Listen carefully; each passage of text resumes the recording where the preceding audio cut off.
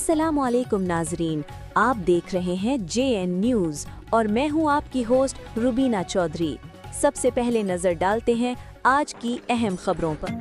रावलपिंडी से खबर शामिल करेंगे। मोहम्मद अली सत्ती की रिपोर्ट के मुताबिक ज़िला कौंसल हाल अटक में पाक चीन दोस्ती की 75वीं सालगिरह के हवाले से एक पुरविकार तकरीब मुनक्किद हुई। तकरीब के मेहमान खुसूसी additional deputy commissioner general Attock Anil Saeed थे, जबकि assistant commissioner Arif Qureshi, CEO education Attock doctor Mohammad Azhar, chief officer बल्दिया अटक सरदार आफ्ताब अहमद खान, चीफ ऑफिसर ज़िला कौंसल अली अब्बास बुखारी और मुख्तलिफ ज़रिए अफसरान और दीगर मुअज़्ज़ज़ शख्सियात ने भी तकरीब में शिरकत की। तकरीब के आगाज़ में पाकिस्तान और चीन के कौमी परचम भी लहराए गए, जबकि दोनों ममालिक के कौमी तराने भी बजाए गए। इस मौके पर पाक चीन दोस्ती के तारीखी और मजबूत ताल्लुकात को खिराज तहसीन भी पेश किया गया।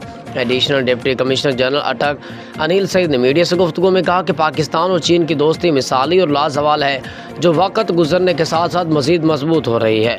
उन्होंने कहा कि दोनों ममालिक के दरमियान बाहमी ताउन, इक़्तिसादी रवाबित और अवामी सतह पर ताल्लुकात ख़ित्ते की तरक्की और खुशहाली के लिए निहायत अहम हैं।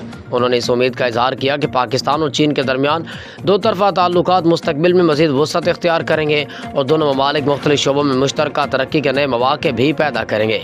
तकरीब के शुरका ने पाक चीन दोस्ती को आलमी सतह पर एक मजबूत मिसाल करार देते हुए दोनों ममालिक के मबैन दायमी ताल्लुकात के फ़रोग़ के आज़म का याद